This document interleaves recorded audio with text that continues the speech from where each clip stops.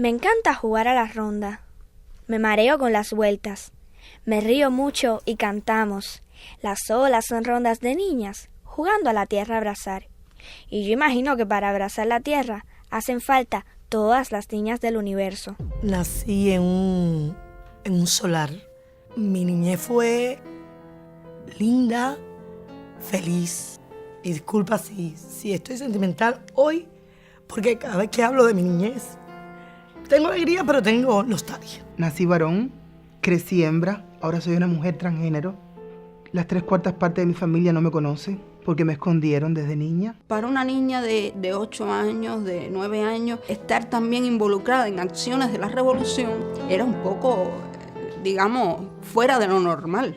Era difícil, era todo muy recto, muy recio, como una dependencia de mi padre principalmente. Era nada más lo que él quería. Tu papá dice que solo te llaman mujeres, que estás horas hablando por teléfono y solo son mujeres. Y yo dije, ¿para qué hablé? Fue un tiempo muy difícil. Yo creo que todavía no me he recuperado totalmente. Estoy aquí porque soy mujer viviendo con VIH. Pensé que el mundo se acababa. Eso fue un choque muy grande porque la niñez fue muy linda. Al venir para la ciudad de La Habana, empezamos a vivir en un cuarto con barbacoa. Sí, yo sí tengo miedo. Yo tengo miedo que me vayan a deportar. Si me deportan, pierdo todo. Cuando yo llegué, que vi todo aquel desastre, que la casa se había caído, yo tenía 19 años, nada más. Y me vi sola.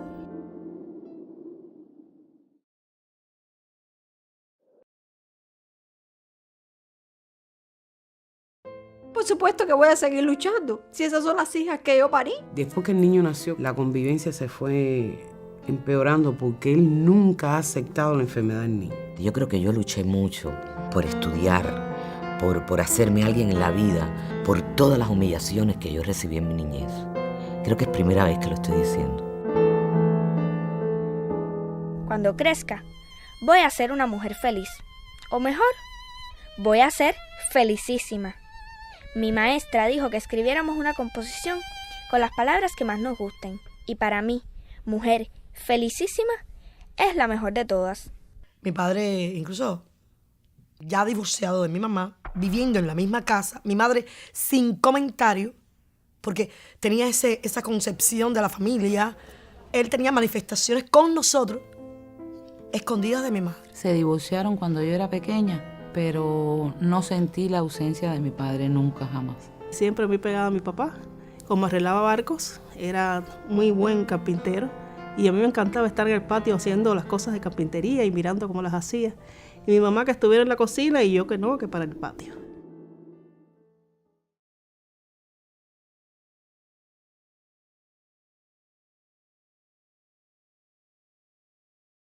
Mi papá era un hombre muy sublime, yo lo amé mucho, lo perdí muy joven. Mi mamá me ayudaba mucho, me enseñó a ser agradecida, por ejemplo. Eso es un valor que me lo inculcó ella. Mi mamá siempre se sacrificó para que nosotros tuviéramos todo lo que hicimos. Mi papá era una extracción muy humilde, pero bueno, siempre nos dio lo que pudo.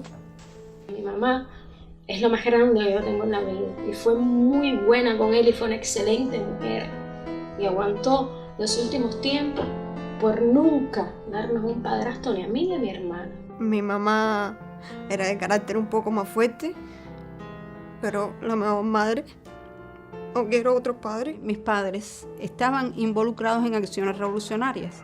Todo ese ambiente lo que generaba era un miedo permanente.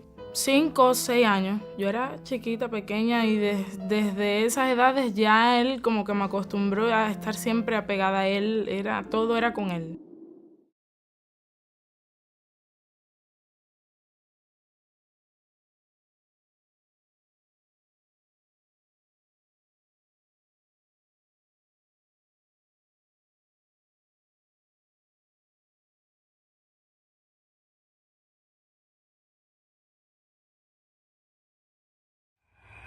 Mi papá, después de tantos años de desaparición, aparece en nuestras vidas. Pasaron un par de años y mi papá se enferma.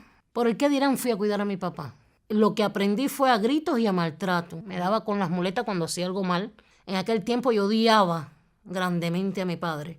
Y en un momento, un domingo, ya yo tendría 6 años, Yo sentía que mi papá, la gente decía que se estaba muriendo. Una persona le había dado un tiro y estaba gravísimo. Una muerte en defensa propia, por supuesto. Le pusieron 8 años. Yo a mi madre le tengo como un amor, pero un amor con lástima.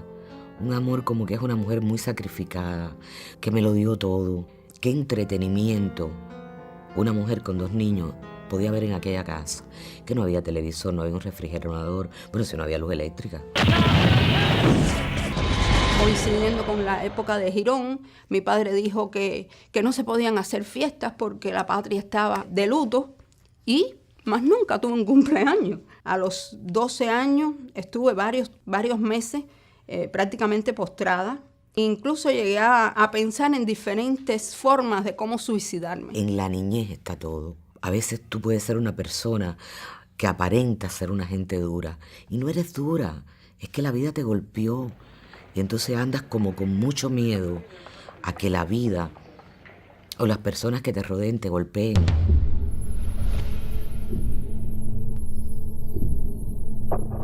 Y lo que te voy a contar ahora, eso casi nadie lo sabe. Yo sufrí una violación con 4 años de edad. Ese fue un giro muy grande en mi vida. Yo misma me culpaba de por qué era diferente, de por qué yo sentía diferente y de por qué me había pasado eso. 12, 13 años fue entonces ya cuando empezó ya realmente ya a tener relaciones sexuales conmigo. Él en la casa, casi siempre todos los días por las mañanas antes de irme para la escuela. Mi mamá en la cocina y él todas las mañanas entraba y abusaba de mí. Seré mi dueña. No tendré que cerrar los ojos y soportar cosas que no quiero. No sufriré en silencio. Yo vivía en un batey, pero un batey muy pequeñito, unas 8 o 10 casas. Nosotros quedamos en aquel batey como desamparados, ¿no? Nos quitaron de la federación de los CDR. Era como tener un padre con un problema. Ustedes son como los apestados de este lugar.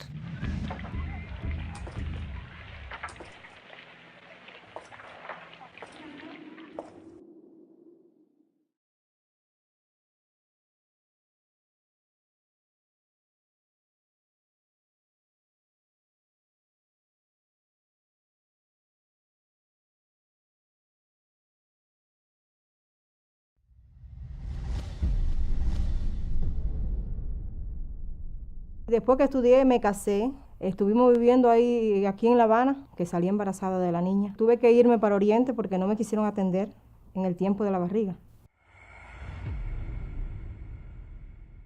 Parí allá y estuve hasta que la niña tuvo 2 años. A los 2 años volví de nuevo para acá. Aquí estamos luchando, sin dirección todavía, pero aquí estamos.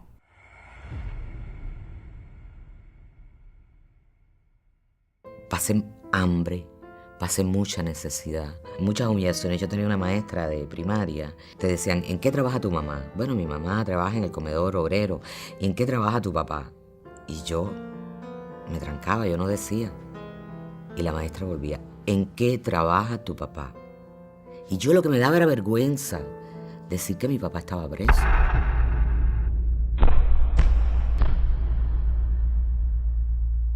No podía salir en estado. Yo me pasé 14 años de infertilidad. Fue un embarazo muy complicado. El niño mío tiene retraso mental ligero con rasgos autistas.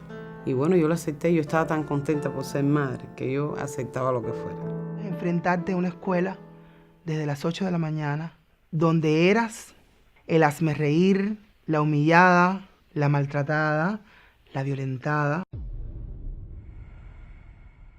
Tenía muy pocos juguetes. Creo que en mi casa había un problema más grande, que era la situación que teníamos económica y no tener a mi padre. Pero yo era una niña feliz jugando con vidrio, con pedacitos de cosita. No sé, mi mamá me ponía una teja, una yagua, cualquier cosa de allá abajo. Esa era mi casita, me metía todo el día en eso, ¿no? Y yo creo que eso también creó en mí un mundo mágico que era mío, que aún conservo. Era tan fuerte que fingía enfermedades para no ir a la escuela, porque tenía miedo que me golpearan. Voy a ser libre. Podré estar en todos los espacios que yo elija. No voy a encerrarme, ni a esconderme. no van a rechazarme ni a negarme. Ya entonces ahí había conocido al padre de mis hijas y dejé la carrera. Me arrepentiré de eso el resto de mi vida. Empecé a estudiar licenciatura en física y salí embarazada y dejé la carrera. Me dediqué prácticamente toda mi vida a criar a mis hijos y a cuidar a mi esposo.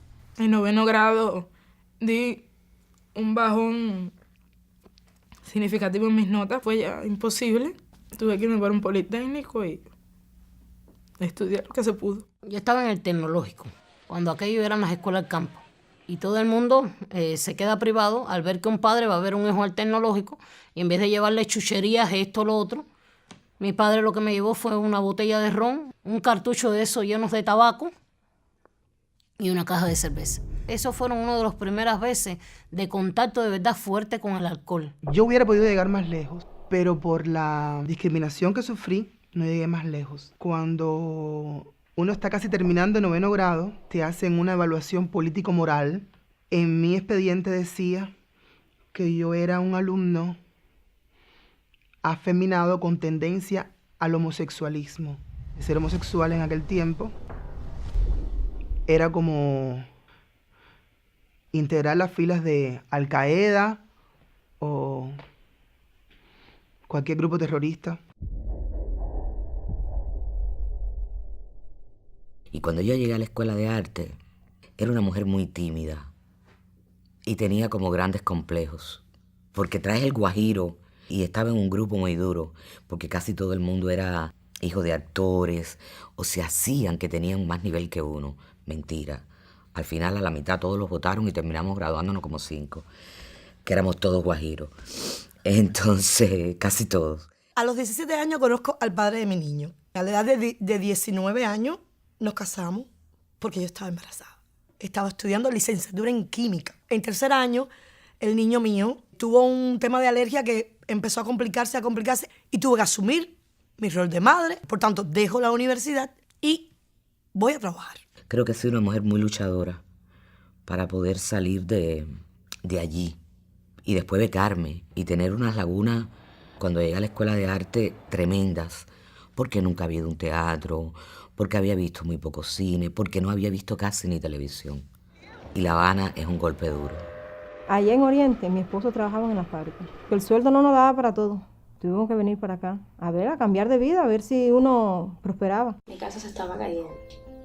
Mi mamá de lo único que se acuerda es que empezó a caer una cosita del techo y mi hermana todavía, aún cuando fueron los bomberos, estaba viva. Me dijeron que habían ido para un hospital y cuando llegó al hospital mi mamá estaba en cama y a preguntarme por mi hermana yo no sabía. Y estuvimos después mi tía y yo por todos los hospitales llamando para ver si encontrábamos a mi hermana y hasta que mi tía por último dice vamos a llamar a medicina.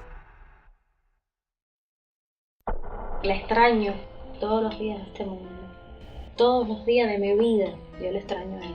Cuando yo subí al escenario, me di cuenta que había algo dentro de mí que siempre había estado, que yo podía apartar todo, meterme en la vida de otra gente, que no era yo.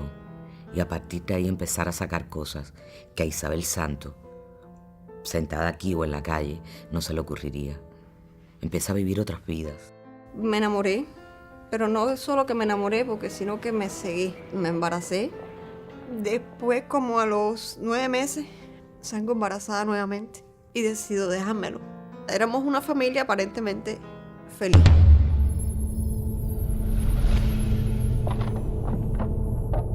Yo creo que yo he sido más discriminada por negra que por lesbiana. He sido discriminada de ambas formas. Negativa porque ahí dicen, la negra esa que se cree. O cuando había que cumplir un indicador en la empresa, pensaban en Adis como la negra que puede ocupar la plaza para que el indicador de discriminación baje. No, yo la ocuparía porque tengo las condiciones, porque tengo los conocimientos.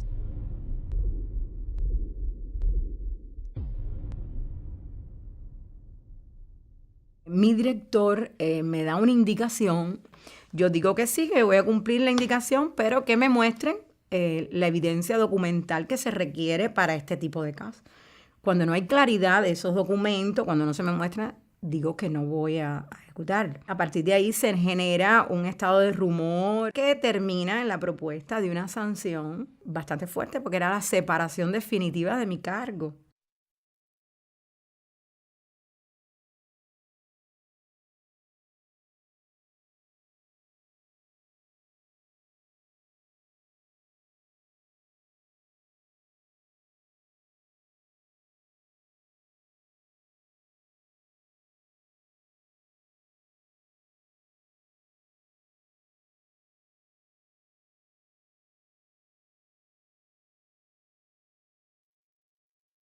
Yo he sufrido muchísimo y lo único que me ha salvado como mujer es el trabajo, y que con 54 años tengo un compañero maravilloso. Mi esposo a veces no entendía. Fue una etapa muy compleja que tuve que asumir con mucha fuerza para poder ser yo. No dejar de ser Teresa para ser Teresa, la esposa de un hombre. No seré la hija de, la esposa de, la madre de, la abuela de. No limitarán mi esencia, no domarán mi ser. ¿Cómo fue?